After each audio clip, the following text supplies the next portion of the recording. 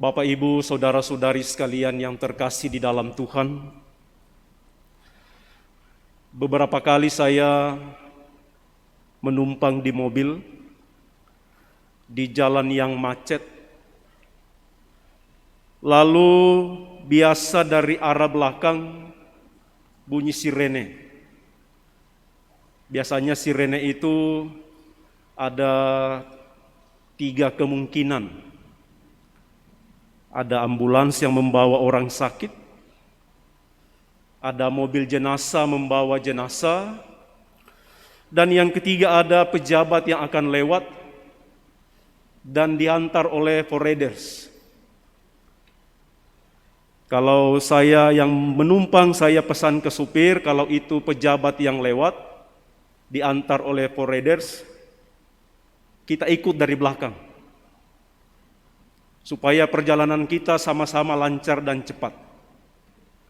Tetapi kalau mobil jenazah atau pasien yang dibawa, biarkan saja, kita ikut jalur yang biasa dan mesti macet. Bapak, Ibu, saudara-saudari, foreiders yang lewat bersama dengan pejabat, di satu sisi memang itu sesuai dengan aturan. Ada undang-undangnya bahwa pejabat yang lewat karena tugasnya, supaya pelaksanaan tugasnya itu cepat dan lancar, tidak boleh ada yang menghalangi. Apalagi kalau yang lewat itu setingkat presiden. Di sisi yang lain, selalu ada usaha untuk membuat proses perjalanan itu lancar. Maka dibuatlah aturannya. Dan semua orang tahu dan menerima itu sebagai aturan karena tujuannya untuk memperlancar tugas pelayanan.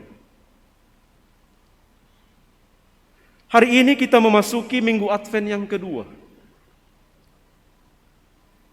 Dan masa Advent ini, pada minggu kedua ini, seruannya kepada kita adalah seruan untuk bertobat dan memberi diri dibaptis. Yohanes Pembaptis yang tampil dalam Injil hari ini menyerukan itu. Bertobatlah dan berilah dirimu dibaptis, maka Allah akan mengampuni dosamu. Dengan cara itu, saudara-saudari, seruan bertobatlah dan berilah dirimu dibaptis adalah ajakan untuk mari mengambil bagian dalam jalan yang disiapkan oleh Tuhan. Mari mengikuti ajakan untuk memperlancar sampai ke tujuan. Tujuan kita dalam masa Advent ini adalah menanti datangnya Sang Juru Selamat. Kita baru dari bacaan pertama memberikan pandangan bahwa persiapan kita menyambut datangnya Sang Juru Selamat bukan semata-mata usaha dan perjuangan kita sendiri. Saya sudah mesti bertobat dalam masa Advent ini, saya harus meningkatkan hidup doa dan refleksi. Tapi rasa-rasanya Juru Selamat itu belum kelihatan.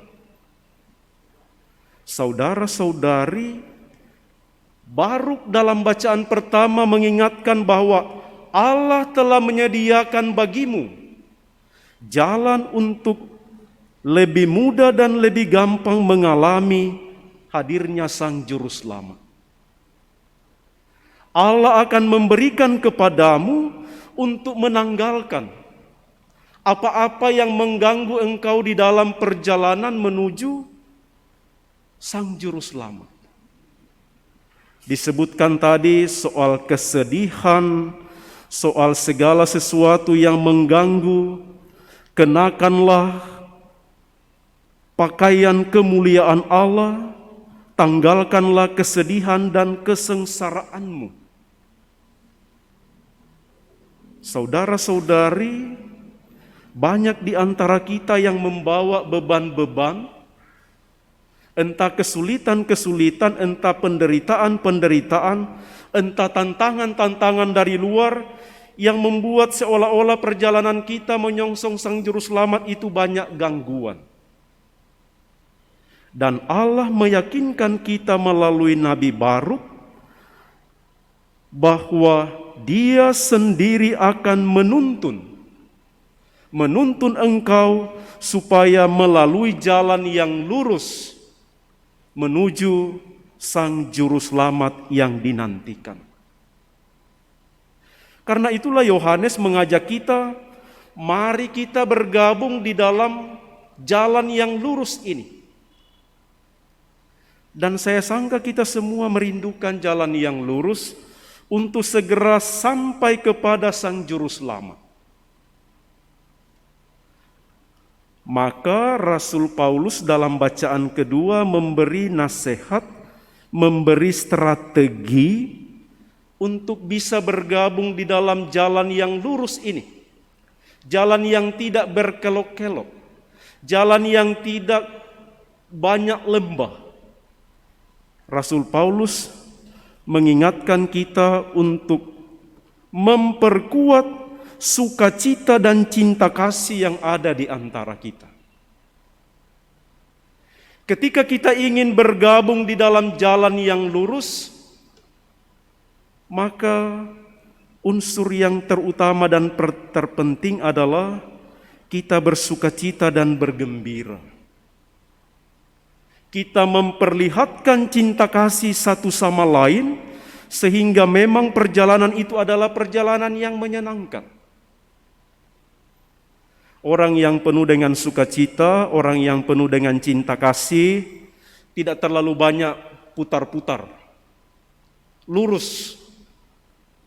Tetapi ketika kita terlalu banyak mempertimbangkan banyak hal, terlalu banyak naik turun, kelelahan sendiri, dan itu berarti kita tidak siap meluruskan jalan menuju kepada Sang Juru Selamat.